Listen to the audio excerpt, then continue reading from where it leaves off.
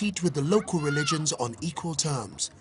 There was no point in Europeans imposing something alien from the outside. Anyway, all this talk about bringing Christianity to the Dark Continent was false. It had already been here 1,000 years before the first missionary arrived. The true Christianity arrived in Africa, 2,500 miles away on the other coast.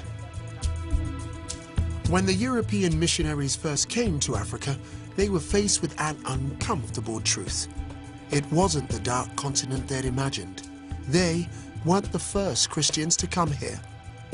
On the other side of Africa is a land that successfully resisted European colonialism until the 20th century. A country, Ethiopia, that came into being long before Spain or Portugal or Britain. It's even mentioned in the Bible itself. I'm with a group of Christian pilgrims, and we're on our way to see an ancient religious festival, part of one of the oldest churches in the Christian world. Founded over 1,600 years ago, when Britain and most of Europe languished in a pagan dark age. We're about to investigate the Ethiopian Orthodox Church.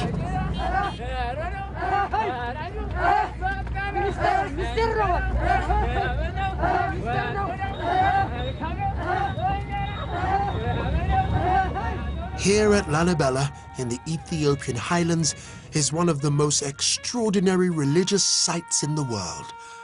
Carved out of the rock itself, they call it the Jerusalem of Africa. Oh wow, that's incredible. If not slightly dangerous. Oh my days. Look at that. It's a whole underground city. It's like, wow. How old did you say this is? Over 800 years ago. It was excavated at the end of the 12th century. My word. This should be one of the wonders of the world, shouldn't it? This isn't an uncivilized people that have to have their religion or someone else's religion thrust upon them. This is a structure to celebrate their own expression. This is their own expression of Christ.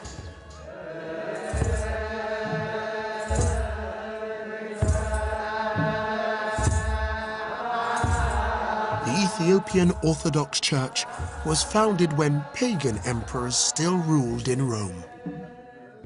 It is thought that Christianity was brought here by monks from Egypt in the 4th century. You see the cross on the ceiling? Malta's cross? But some Ethiopians claim that their faith goes right back to the Old Testament times, before Christianity even existed.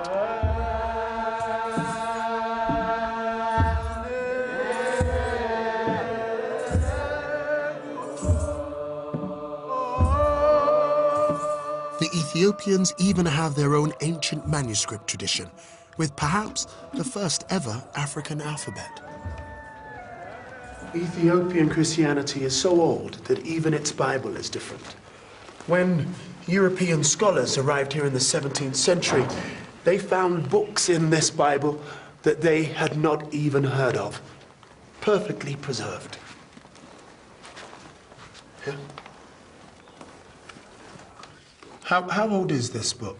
820 years. 820 years.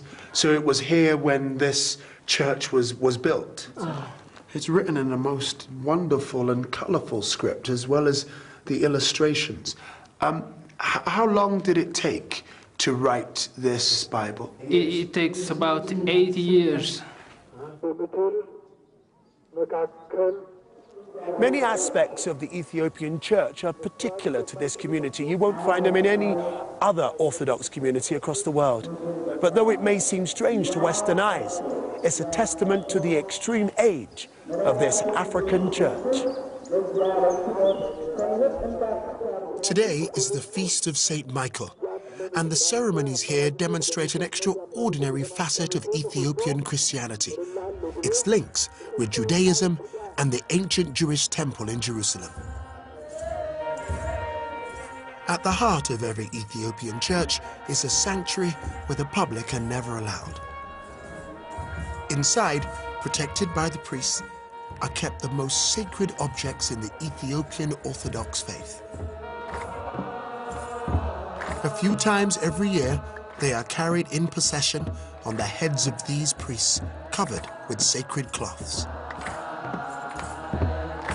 They are inscribed blocks of wood, replicas of the tablets of stone brought down by Moses from Mount Sinai as told in the Jewish Old Testament.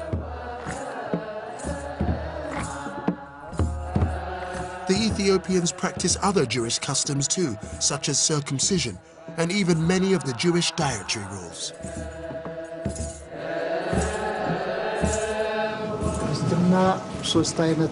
Our religion stands on three foundations. The first is the command of the Holy Spirit. The second is the law of the Old Testament. And the third is the new law of the New Testament. Lalibela is not only famous amongst modern Ethiopians, but among people around the world.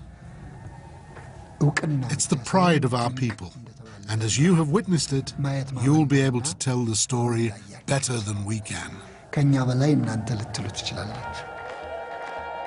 It is a really holy day here. People have walked for miles, for months, just to get here so that they can see the tablets, even though they're covered, just to see the bishops, just to be blessed on this day, to kiss the walls of the churches.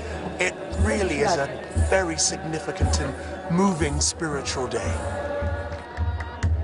Seeing a church as ancient and as African as this has been a truly liberating experience for me too.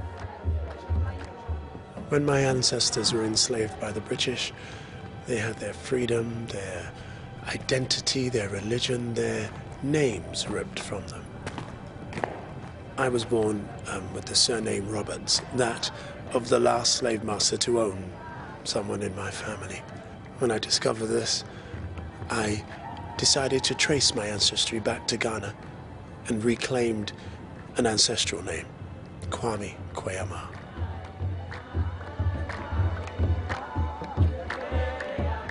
I wear this Orthodox cross to symbolize to myself, really, that I can access Jesus the revolutionary, the protector of the dispossessed, through the lens of Africa, and not through my colonial masters who often arrived with a Bible in one hand and a gun in the other. The Ethiopian church